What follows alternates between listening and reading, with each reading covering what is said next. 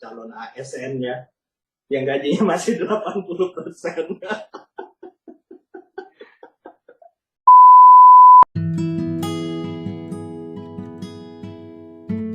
Halo kaula muda, kembali lagi bersama saya Jo dalam bincang-bincang bersama ASN ya.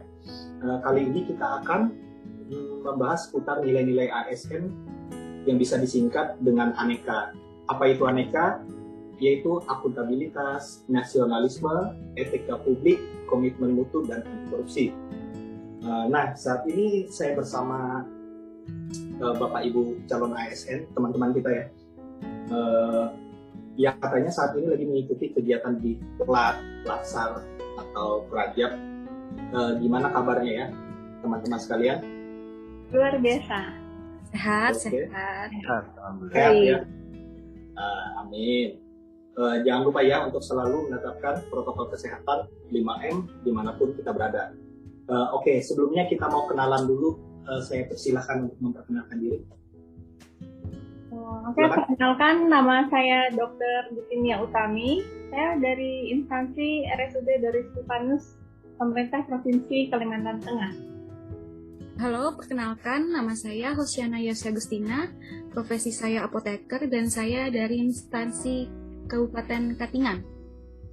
Halo, perkenalkan, nama saya Pangyangan Putra, saya dari instansi pemerintah Kabupaten Gunung Mas, unit kerja RSUD Kuala Kurun. Oke, selamat malam. Saya Risa Putriani. Saya dari instansi Dinas Kependudukan dan Pencatatan Sipil Kabupaten Gunung Mas. Oke, udah cukup ya. Saya perlu memperkenalkan diri nggak? Boleh dong. Nama saya Johannes Fernando. Saya bekerja di Sekretariat Daerah Kabupaten Gunung Mas ya, kantor Bupati. Saya rasa cukup itu aja perkenalannya. Oke, sekarang kita masuk ke materi ya. Untuk materi pertama itu tentang akuntabilitas. Dalam hal pelayanan publik masih sering kita temukan keluhan dari masyarakat terhadap kinerja pelayanan publik ya. Masyarakat merasakan kinerja yang lambat, berbelit-belit maupun tidak efisien ketika berhadapan dengan pelayanan publik ataupun birokrasi publik. Nah, padahal sejatinya sebagai abdi negara, birokrasi publik harus memberikan pelayanan yang baik kepada masyarakat. Menurut Bapak Ibu calon ASN, seberapa penting nilai-nilai akuntabilitas publik jika dikaitkan dengan fenomena tersebut? Untuk kesempatan pertama, saya persilahkan untuk saudara kami, mungkin bisa berkomentar. Ya. Oke, jadi pertama kita harus mengetahui apa itu akuntabilitas ya. Akuntabilitas merujuk pada suatu kewajiban dari suatu individu, kelompok atau institusi untuk memenuhi tanggung jawab dengan menjalankan amanahnya. Apa aja amanah dari calon ASN atau pegawai ASN sendiri? Yang pertama adalah mewujudkan nilai-nilai publik yang akuntabel, seperti kepemimpinan, transparan, kejelasan, konsistensi, integritas, tanggung jawab, keadilan, kepercayaan, dan keseimbangan. Nah, dengan menerapkan nilai-nilai itu semua, diharapkan kepercayaan masyarakat terhadap layanan publik menjadi meningkat. Oleh karena itu, mulai sejak dini, calon ASN dibekali nilai-nilai akuntabilitas. Tujuannya adalah untuk terbentuknya sikap dan perilaku yang meningkatkan layanan publik menjadi lebih berintegritas. Seperti itu. Untuk teman-teman yang lain, mungkin ada yang mau berkomentar? Saya rasa nggak ada ya. Dan juga saya rasa juga udah cukup jelas ya. Terima kasih, saudara kami ya. Next, untuk yang kedua kita bicara tentang nasionalisme. Nah, lalu mengapa sih ASN dituntut untuk lebih memahami dan menjiwai semangat nasionalisme? Mungkin saudara Nano bisa berkomentar? Ya, benar. ASN itu kan bagian dari pemerintah yang fungsinya melayani dan memberdayakan masyarakat.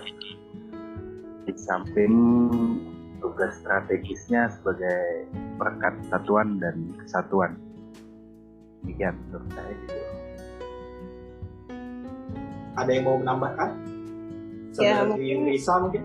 Ya, jadi begini, ASN itu kan istilahnya alat negara gitu ya, pelayan publik gitu kan, seperti yang Pak Nando bilang tadi, melayani masyarakat. Dan orientasi kita itu adalah kepentingan publik begitu kan. Jadi memang sudah seharusnya kita itu memiliki sikap nasionalisme yang kuat. Bahkan menurut saya bukan hanya ASN aja gitu, tapi setiap individu yang merasa dirinya warga negara Indonesia, bagian dari bangsa Indonesia, terus juga bertanah air Indonesia, mereka itu harus memiliki sikap nasionalisme gitu. Gimana contohnya? Nggak harus kita kayak pahlawan zaman dulu gitu ya, bawa bambu runcing, bawa senjata gitu kan.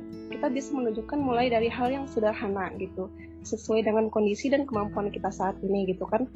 Misalnya saya sebagai pegawai di Dinas Kependudukan dan Pencatatan Sipil Kabupaten Gunung Mas gitu kan, saya bisa nih menunjukkan beberapa contohnya.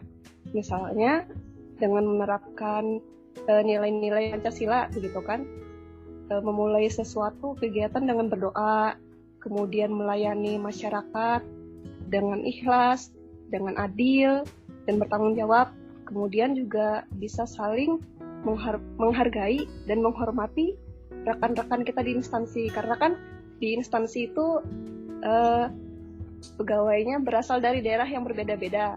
Misalnya ada yang dari suku Dayak, suku Jawa, suku Banjar, nah itu kan kita berbeda-beda. Disitulah kita bisa menunjukkan sikap nasionalisme kita dengan saling menghargai, saling menghormati, seperti itu. Betul. Oke. Oke, baik. Tadi mengenai nasionalisme ya. Berikutnya kita masuk ke etika publik. Untuk etika publik ini, selanjutnya ini nyambung ya dari pernyataan sebelumnya bahwa ASN adalah alat negara untuk melaksanakan kepentingan dan pelayanan publik. Nah, dalam melaksanakan kepentingan dan pelayanan publik ini, kode etik seperti apa sih yang harus dijunjung tinggi oleh seorang ASN? Ya, di sini menurut Undang-Undang ASN Pasal 5 itu terdapat 12 kode etik dan kode perilaku ASN ya. Yang pertama itu melaksanakan tugasnya secara jujur, bertanggung jawab dan berintegritas tinggi. Kemudian yang kedua melaksanakan tugasnya secara cermat dan disiplin. Yang ketiga melaksanakan tugas sesuai dengan peraturan perundang-undangan yang berlaku.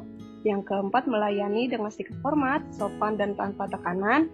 Yang kelima, melaksanakan tugas sesuai dengan perintah atasan sejauh itu tidak bertentangan dengan peraturan perundang-undangan dan etika pemerintahan. Kemudian yang keenam, menjaga kerahasiaan yang menyangkut kebijakan negara. Yang ketujuh, menggunakan kekayaan dan barang milik negara secara bertanggung jawab, efektif dan efisien. Kemudian yang kedelapan, menjaga agar tidak terjadinya konflik kepentingan dalam melaksanakan tugasnya. Kemudian yang kesembilan, memberikan informasi secara benar dan tidak menyesatkan kepada pihak lain yang memerlukan informasi terkait kepentingan kedinasan.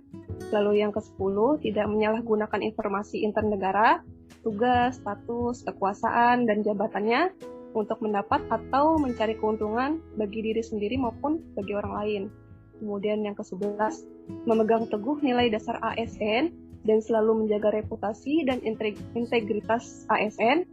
Dan yang terakhir, poin ke-12, melaksanakan ketentuan peraturan perundang-undangan mengenai disiplin pegawai ASN. Nah, itu tadi 12 kode etik dan kode perilaku yang harus kita pahami dan dilaksanakan sebagai ASN. Oke, terima kasih Risa ya. Saya rasa juga udah cukup jelas ya, dan juga cukup panjang penjelasan. Oke, untuk mempersingkat waktu, kita lanjutkan saja ya ke poin berikutnya, yaitu tentang komitmen mutu. Terkait dengan nilai dasar ASN yang keempat, yaitu komitmen mutu. Dalam prakteknya kan kita semua tahu bahwa sudah banyak program pemerintah pusat maupun pemerintah daerah yang digulirkan sebagai bentuk inovasi pelayanan publik. Misalnya, kebijakan pemerintah dalam bentuk sistem pelayanan terpadu satu pintu, pelayanan terpadu satu atap, pelayanan mobile seperti pos keliling, perpustakaan, atau taman baca keliling, percepatan waktu layanan online, komunikasi, informasi berbasis web, dan sebagainya. Menurut Bapak Ibu, apakah program ini sudah berjalan dengan baik dalam rangka meningkatkan komitmen mutu? Mungkin Saudari Ana bisa berkomentar. Oke, terima kasih atas pertanyaannya.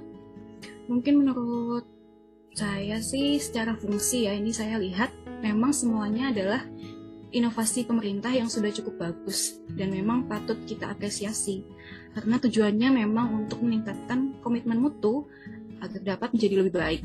Tapi sejalan dengan itu pada implementasinya bisa kita lihat juga bahwa program inovasi layanan ini belum didukung penuh oleh seluruh aparat yang ada di bawahnya. Jadi masih bisa kita lihat bahwa masih ada oknum atau aparat yang mencoba-coba melakukan penyimpangan hanya untuk sekedar mendapatkan imbalan materi atau finansial saja.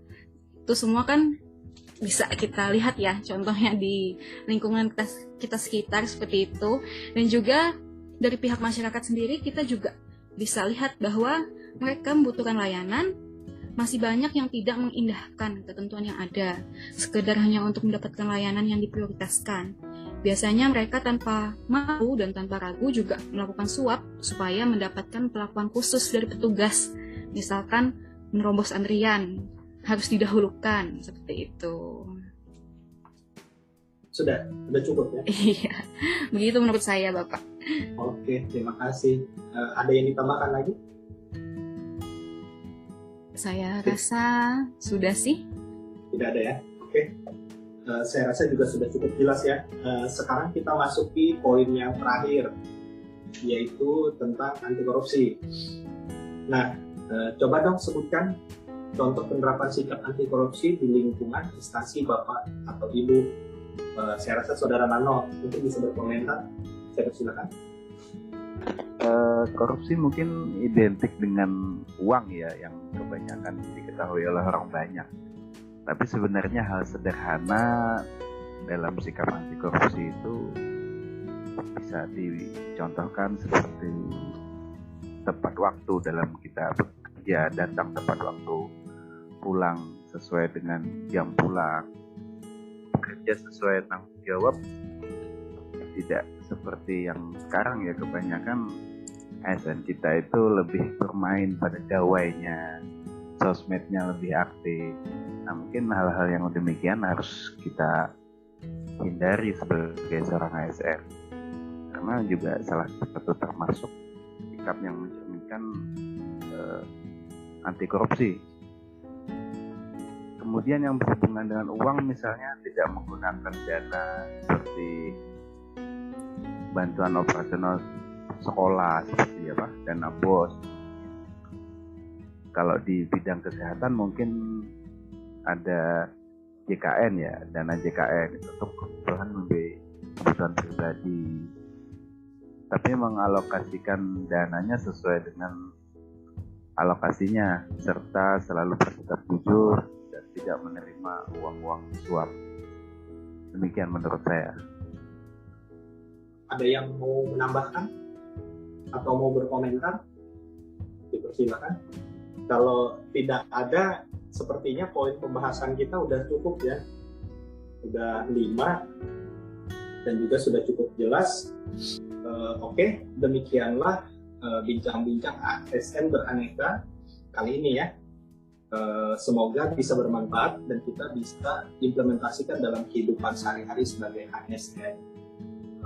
Sebagai penutup, saya akan membacakan sebuah pepatah kita semua. Tiap pagi setelah mandi, jangan lupa gosok gigi. Cakep. Oke.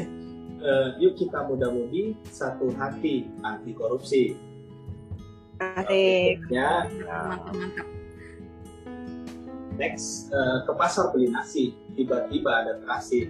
Cakep. Ngapain sekolah tinggi-tinggi kalau tuanya tukang korupsi? Keren. Mantap. Ini siapa yang bikin? Next, jalan-jalan ke Bekasi, singgah sebentar ke warung nasi. Cakep. Hari gini masih korupsi, malu dong sama anak istri. Iya. Buat yang berkeluarga, ya belum ya. Yang belum gimana dong? Oke, saya rasa cukup sekian ya podcast kita hari ini. Pembahasannya juga sudah cukup jelas, juga pembahasannya juga saya anggap sangat menarik ya. Semoga berguna bagi kehidupan kita sehari-hari sebagai calon ASN. Nanti yang nantinya akan menjadi ASN. Mungkin cukup sekian, bisa kita dadah-dadah. Dadah, sampai ketemu lagi. Sampai ketemu lagi. Bye-bye.